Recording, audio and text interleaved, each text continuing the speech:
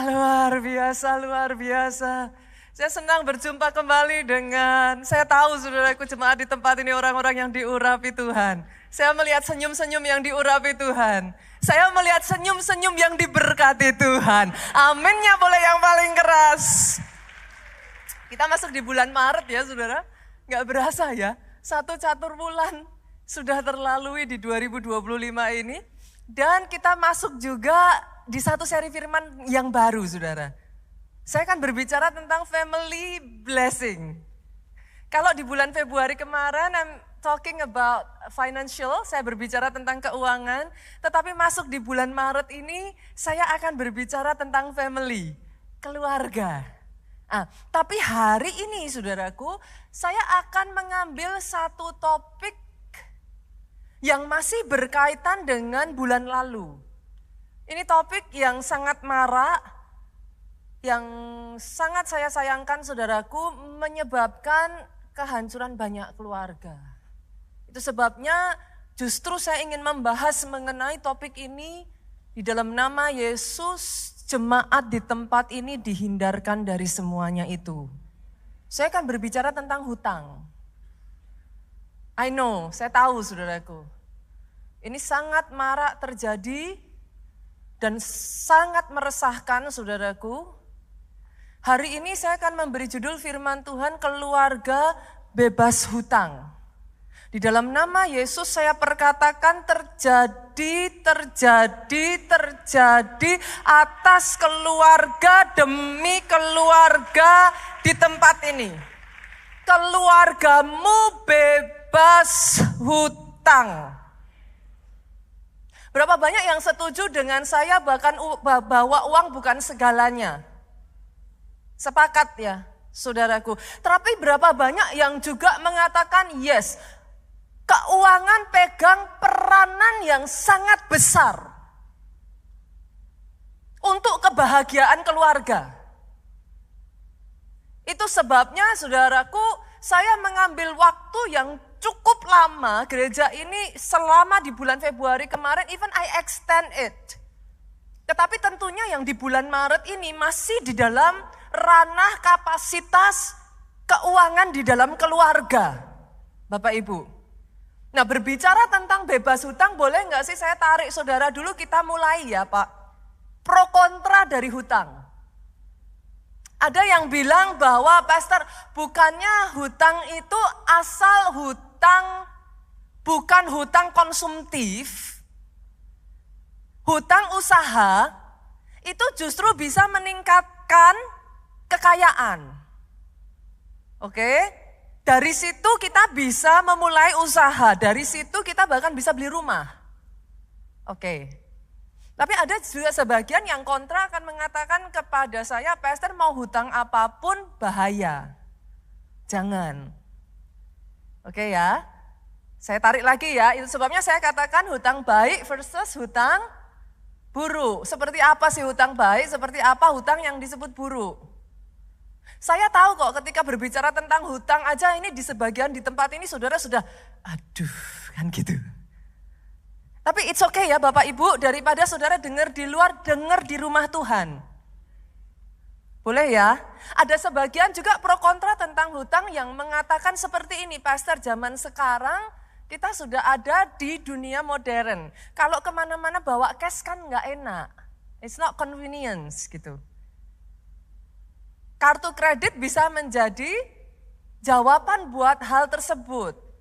Besides, ada banyak tawaran yang diberikan oleh kartu kredit. Diskon-diskon, fasilitas. Why not? Tapi ada sebagian juga yang mengatakan, pastor, sekalipun itu kartu kredit justru kalau enggak hati-hati bisa membuat kita tergoda besar pasak daripada tiang. Enggak berasa kan, gesek, kan enggak kerasa.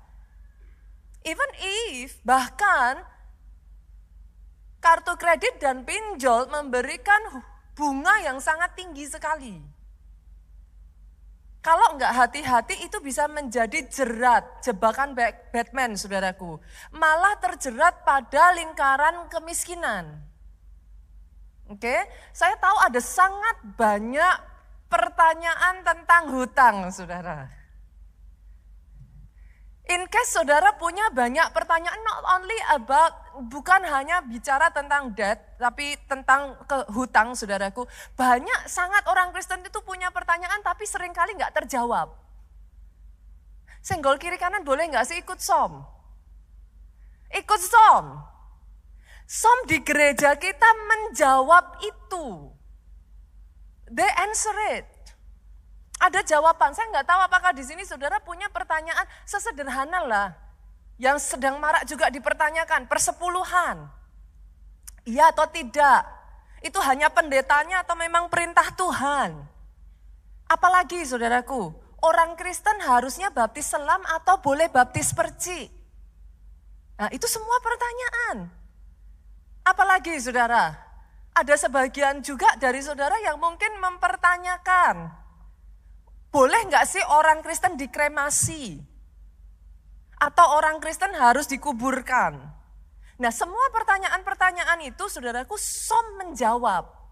Jadi senggol kiri kanan sekali lagi, ayo ikut som. Jangan hanya saudaraku cari dari luar, ujung-ujungnya bikin tambah pusing.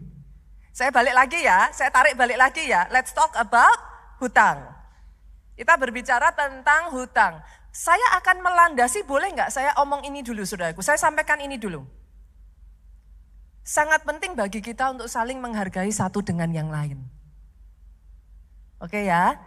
Jangan akhirnya gara-gara satu topik ini malah bertengkar. Oke, ini sesama pelayan Tuhan juga loh ya Bapak Ibu. Jangan gara-gara satu topik ini kalau enggak hati-hati saling menyalahkan. Saya landasi dengan itu dulu ya. Instead, boleh enggak saya bawa saudara go back to the Bible. Berapa banyak dari saudara di tempat ini sebagai bagian dari keluarga Allah mempercayai bahwa Alkitab adalah satu-satunya kebenaran yang kita percayai yang dari Tuhan. Aminnya boleh paling keras di tempat ini. Kalau mempercayai Alkitab kita udah sepakat. Saya tarik balik dalam Alkitab boleh nggak? Oke, bukan Nita 101 loh ya. We go back to the Bible. Kita buka yuk. Landasan pertama tentang hutang. Roma pasalnya yang ke-13 ayatnya yang ke-8. Saya mau semua jemaat baca dengan suara yang paling keras bersama-sama. 2, 3. Janganlah kamu berhutang apa-apa kepada siapapun juga. Tetapi hendaklah kamu mengasihi. Jadi kalau saya tanya kepada saudara, ayat firman Tuhan mengatakan apa? Janganlah kamu berhutang apa-apa kepada siapapun juga. Once again, ini bukan saya yang ngomong. Kita sepakat